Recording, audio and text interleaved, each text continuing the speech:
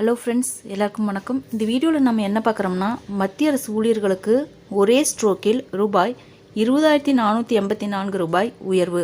வாங்க டீட்டெயில்ஸாக பார்க்கலாம். மத்திய அரசு ஊழியர்களுக்கு 2024ஆம் ஆண்டு நல்ல செய்தி வந்துள்ளது. அகவிலைப்படி 50% அதிகரித்துள்ளது. இது ஜனவரி 1, 2024 முதல் அமுல்படுத்தப்பட்டுள்ளது. உயர்த்தப்பட்ட அகவிலைப்படி ஏப்ரல் மாதத்தில் வழங்கப்படும்.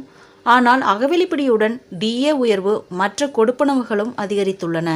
இந்த கொடுப்பனவுகளில் மிகப்பெரிய மாற்றம் வீட்டு வாடகை கொடுப்பனவில் வந்துள்ளது.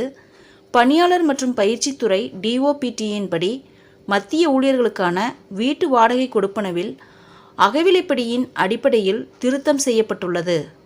அனைத்து ஊழியர்களும் அதிகரித்த HRA நன்மையை பெறுவார்கள்.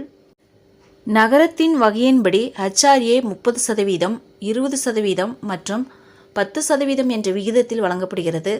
2024ஆம் ஆண்டு ஜனவரி 1ஆம் தேதி முதல் இந்த அகவிலைப்படி உயர்வு அமுல்படுத்தப்பட்டுள்ளது. 2016ஆம் ஆண்டு வெளியிடப்பட்ட குறிப்பாணையில் டிஏ அதிகரிப்புடன் HRA அவ்வப்போது திருத்தப்படும் என்று அரசாங்கம் தெரிவித்திருந்தது.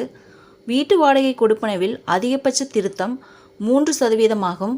அதிகபட்சமாக 27% இருந்த விகிதம் 30% உயர்த்தப்பட்டுள்ளது. குறிப்பாணையின்படி டிஏ 50% தாண்டினால் HRAவை 30%, 20% மற்றும் 10% என திருத்துவதற்கான ஏற்பாடு இருந்தது. X, Y மற்றும் Z வகுப்பு நகரங்களின்படி வீட்டு வாடகை கொடுப்பனவு வகைகள் உள்ளன.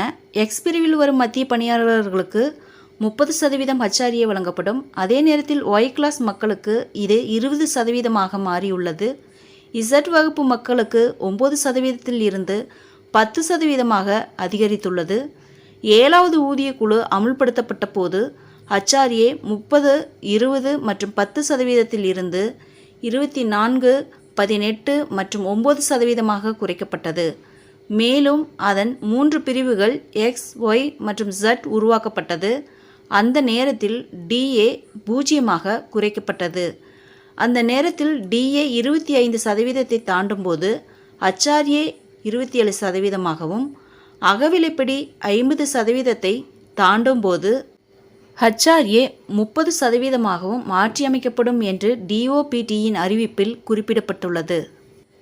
ஃப்ரெண்ட்ஸ், இந்த தகவல் உங்களுக்கு யூஸ்ஃபுல்லாக இருந்தால் என்னோட சேனலை சப்ஸ்கிரைப் பண்ணுங்கள், லைக் பண்ணுங்கள், மற்ற நண்பர்களுக்கும் இந்த வீடியோவை ஷேர் பண்ணுங்கள். தேங்க்ஸ் ஃபார் வாட்சிங்.